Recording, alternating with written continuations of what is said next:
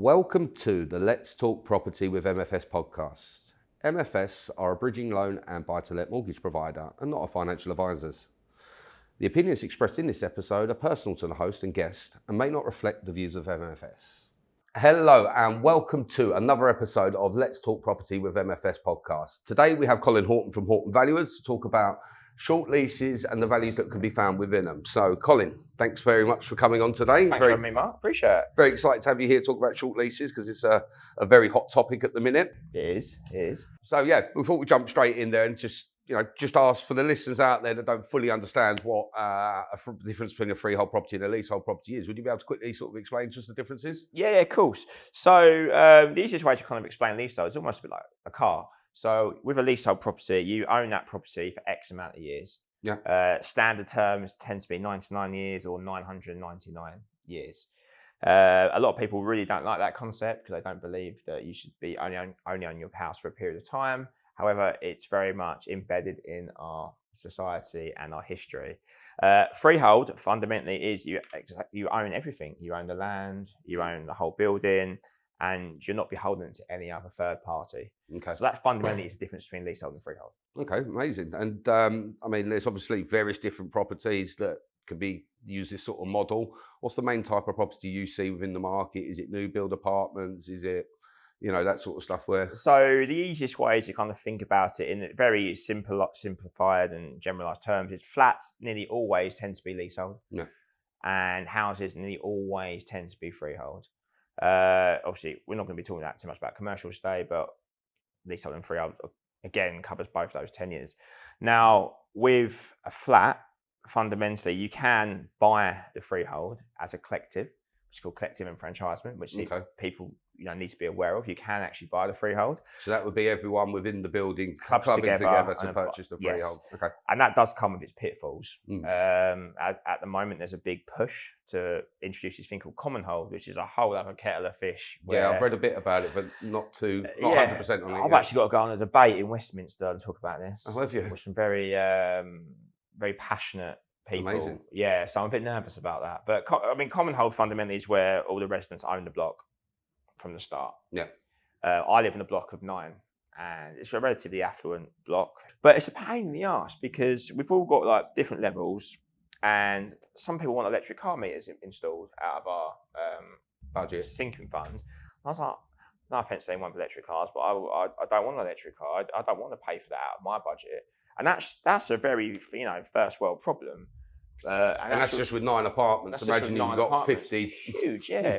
I've got Ricky on the top floor. He's got a leaky roof, and I've got Barbara downstairs with a washing machine making too much noise. Like, it's just going to be a bit of a mess. So I know how hard it is to organise a lads' holiday with 5 people and trying to get them to say, look, lads, I need 300 quid to go to Magaluf. Like, that's a bloody nightmare, and that's organising a lads' holiday. So trying to organise someone to pay for the roof when you live on the bottom floor, it's going to be a real pain. But you didn't even ask me that, but I just thought I'd give that information anyway. Appreciate it. Well, its whole point is obviously various different scenes and scenarios and stuff that a lot of people won't know about. And obviously, the length of lease when purchasing property is a very hot topic at the minute. It's something that I know you see a lot of lease. You do a lot of lease extensions on a weekly basis. I'm not saying it's a magic number, but what sort of numbers are good? A number where you need to start worrying. What's a low lease number when you? It's a really good question, Mark. So as a surveyor, we will see the raw end of this a lot of time, and I think the main issue with leasehold is lack of education. And estate agents, God rest their soul. I mean, they're not dead, but God rest their souls is they don't understand leasehold at all. So the magic number, in my personal opinion, and you also will know as well from your lender's criteria, in my opinion, it's about 85 years. Once you start to fall below 85 years, you'll come into this magic 80-year number. To this 80-year number, that's when all hell breaks loose. So if you let it fall below 80 years, I'm talking 79 years and 364 days, the lease extension premium that would have been 2 days prior is basically doubled overnight. Wow. Because there's this thing called marriage value. I won't bore you all too much with the intrinsic details of that, but just do not ever let your lease fall below 80 years. And one thing to be really aware of is when you're buying a short lease flat, you need to make sure that the vendor assigns what's called a Section 42 notice over to you upon completion. Okay. Otherwise, you've got to wait 2 years. So you might be buying a flat with 81 years. I think that's absolutely fine. But you won't be able to serve a Section 42 notice for 2 years unless that vendor. And then by then you've dropped to 79, which then again. Then you're royally screwed. So, I mean, a lot of people wouldn't know the first thing to do when it comes to extending a lease. Is there, somewhere where you can go look at it online, or is it generally better to just contact someone like yourself, a professional, an expert within that field? How do people go about looking how to extend it? More unscrupulous valuers out there will tell you to go straight to the valuer. But personally, what I would do is there's a lot of articles out there online. Yeah. There's a lot of hate against leasehold, and there's a lot of very biased information out there. Yeah. The best place to go is the government website, which is the Leasehold Advisory Service. They've got an online calculator on there, which is relatively accurate. You take it with a pinch of salt. But first and foremost, have a look on there. What that will do is that will give you a rough idea of what you're looking at financially.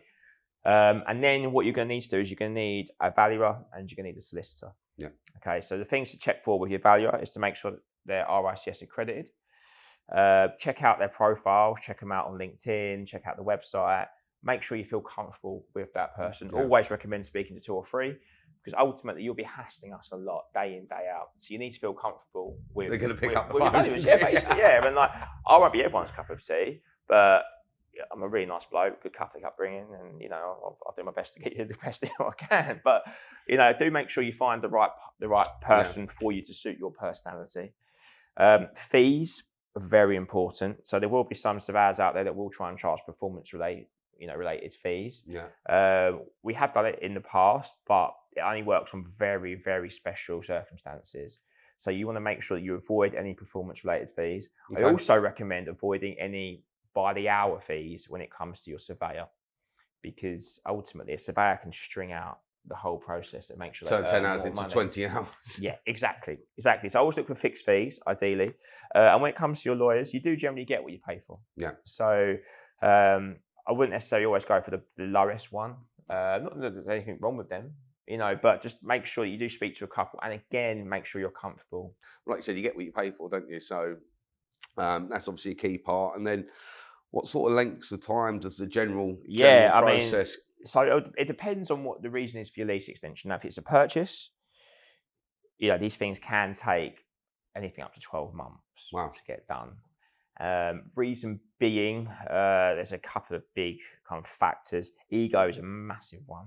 When I say ego, you're probably thinking, why ego? But the freeholder. The freeholder's got an ego. The leaseholder tends to have an ego because they're like, I don't want this freeholder to have the money from me. And also valuers and solicitors will have egos. Yeah. So you'll get 2 valuers button heads because it's a very small sector. There's probably only about 50, 60 of us that do this as valuers. And everyone knows everyone. And everyone wants to get one up. There's always that. So that can take a lot of time.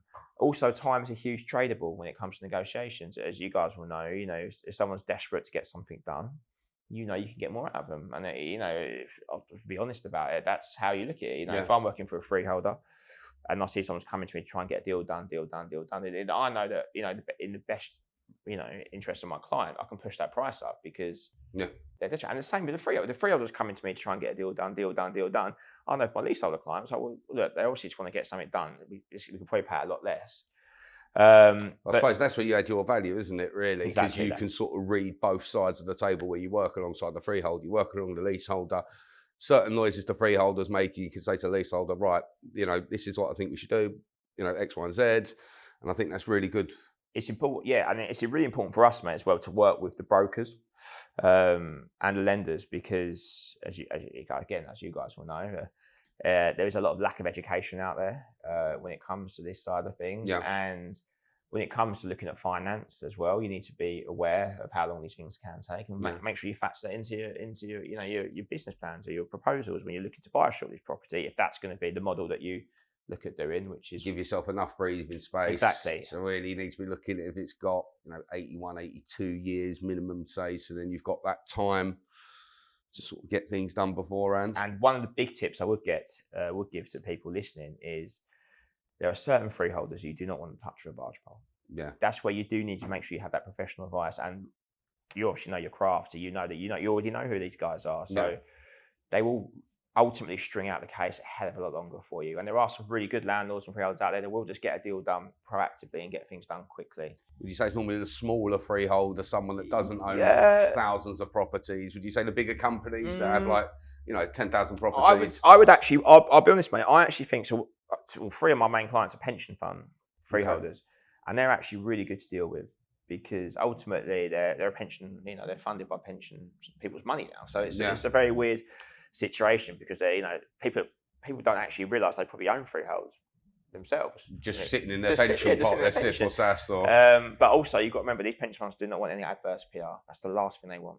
Yeah. They do not want that. And a lot of these guys have got such brilliant systems. They've got great teams in there. And it does, I'm going to stick up for these guys because a lot of time they've been absolutely lambasted by the press. Yeah, freeholders don't get a good light. I suppose it's the same with everything, isn't it? You get a few rogue sort of freeholders, sometimes you get a few rogue landlords that then, end up tarnishing a lot of people within the industry that don't follow those rules. You can't win. If your business is based on, unfortunately, a success for you is potentially at the detriment of somebody else, which freehold is fundamentally. You're never going to please everyone, unfortunately. And it's kind of my job to sit there and kind of mediate those terms because I do find that it's hard for me because I did come from a freeholder background, so I do see it from their side, and I do work closely with them, and I do try and help on the PR and the branding, and they're not all bad, but at the same time I really do sympathise with the leaseholders because I'm from a single parent background. That's my I'm not from money. It's so important to realise that you have to take the emotion out of these transactions. You have to take the emotion out of it, and it's just you want to buy someone's house. Okay, I want to buy your house off you, Mark. I can't afford your house, but if I want to buy your house off you, you don't want to sell it, but you'll give me a price that you will sell it for. Yeah. Because I'm forcing you to sell it. So it's a negotiation as with anything, and there's no emotion. It's not like you haven't got these freeholders there sitting. Oh, I've got Mrs. Smith wants a lease extension. I'm going to absolutely rinse her. That's not what happens at all. It's a mathematical number which is prescribed in legislation. So there is no. Yeah, so it's just a general equation that spits out at the end. Yeah, and then variables are down to kind of case law, where you kind of have to use your skill set to try and argue, oh, it's not worth that, or it is worth that, or it is worth that. But fundamentally, the long short of that is, because I go off on a tangent, is just make sure you do have professional advice when it comes to shortlist stuff. And that is solicitor, surveyor, broker. And that's perfect advice, really. And then, just want to quickly touch on, obviously you work in the auction space, you do a lot of auction house sort of stuff and everything else. And I mean, would you, I've seen some properties recently, I think some that I've showed you that have got leases of 30 years, but they're in prime central spots.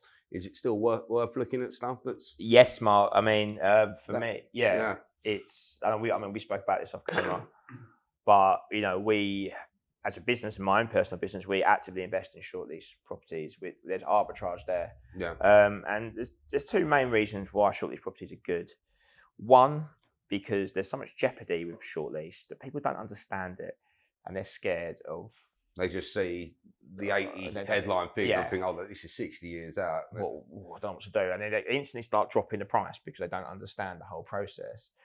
And a lot of time they are it's very rare that you're going to be buying them from kind of owner occupiers. They tend to be probate stuff, and they tend to be quite distressed and without... Or an old tenant that just hasn't really been bothered. Hasn't been done it, yeah. And you have to take the emotion out of these things because for me, it's hard. Like I do generally, because I have quite a lot of empathy, so I do generally struggle sometimes. Because a good deal for me is not a great deal for someone else. Yeah. Ultimately. But the jeopardy is a really big thing, and also because these guys who have lived there, no disrespect to anyone that's let their lease run down, there might be a financial reason why, but they tend to let the house fall into quite disrepair as well. So what tends to happen? Double bubble, short lease, and it's in distressed. Yeah. And where the agents don't really understand it, they're keen to kind of get a deal done. And in all my years of doing the lease extensions, and I've done probably about 5,000 lease extensions now in my ripe old age of 34. It's good going. I've never seen the purchase price, when added to the lease extension cost, exceeds what it would be worth of a long lease. Okay. So there's always profit in there. Just depends whether you're willing to take the risk or like you're saying, but if you've got the right team around you, a team of professionals, it's just a quick look. And this is where you guys come in a lot, where the brokers come in and become really important to understand, be able to move and to put, and to be able to finance deal in the right way. That's where it's so important. I had a really good point, and I forgot what it was. Well, we look at quite a lot of short lease stuff where people purchase it on a bridge with us, quickly do the lease extension and the necessaries, and then obviously refinance us out afterwards. Because we're finding investors now having to look at, people have always looked at short lease stuff. It's always been certain people's business model, and but as you see, when markets changes, people's strategies do. So we're seeing people now moving into the HMO space or trying to find stuff where they can buy cheap, add that value, because obviously the way things are with interest rates and everything else. So you've got to be really busy at the moment. Yeah, it's been a weird time because we've been inundated with requests from buyers at Auction House London, who we work with really closely. Other auction houses are available, but they're our favourites. And but there's a lot of people. There's a lot of speculative buyers out there. And education, which is why this podcast is so great. I'm so honoured you guys invited me on, because there's not a huge amount of education with short leases. There's a few people out there who do know their stuff and kind of release some educational pieces on it. But all the educational stuff out there tends to be on like HMOs or kind of a lot of these property event seminars is talking about converting HMOs and all that sort of stuff. To be fair, you're the person in the industry that I hear talk about short leases and the lease market more so than anyone, and I think it's a fantastic area, and it's one that I look at myself. Oh, mate, 100%. I mean, we'd always if anyone wants to explore it, I'll always try and find the time to kind of help, educate as much as I can. Obviously, I don't have loads of time, but I'm always happy to sit down and try. We'll get onto that in a minute. How busy you are. But long short, it's a cool model, and I do think people want to explore it. People are like, oh yeah, what's the lease extension going to be? I was like, look, I can give you a steer, but until we negotiate the final price, I ain't going to know that final price. So you've always got to work off worst case scenarios. Yeah. And me being the dreamer that I am sometimes, it's worst case, don't worry about that. It'll be absolutely fine. But that's just where, like I say, make sure you're working with the right professionals. Yeah, perfect. And couldn't have a value on you without talking about down values. It's an industry-wide thing that we've seen. I know you've seen it personally as well. Why do you think there's a lot of down valuing going on in the market currently? So we do panel valuation work, red book staff, and luckily we're not one of those kind of boiler room firms, that send out their surveyors 6 points a day. So a point is a valuation. So these firms will have these surveyors and they all send them out on 6 different valuations each day. There's no emotion. It's just a number for them, just getting the job done. And out onto the next. Yeah, and a little anecdote for the listeners. I'm selling my property at the moment, and we basically hired a surveyor from a said firm, and I found out they were the firm sending around their valuer to value up my property for the purpose of the vendor, the buyer. Anyway, they came round and they downvalued it by 55 grand. Right. Bear in mind, I sold my flat on the first day as the first person at asking price. Right. And I was like, right, this makes absolutely no sense at all. So I done what I believe is pretty unheard of in the sector, and I managed to get the valuation overturned. So I sent in substantial evidence. I said, I don't think this is right. I don't think this is accurate. But he sent another valuer around, another company. So the lender sent another valuer around who valued it up. Guess what? Market value. Yeah.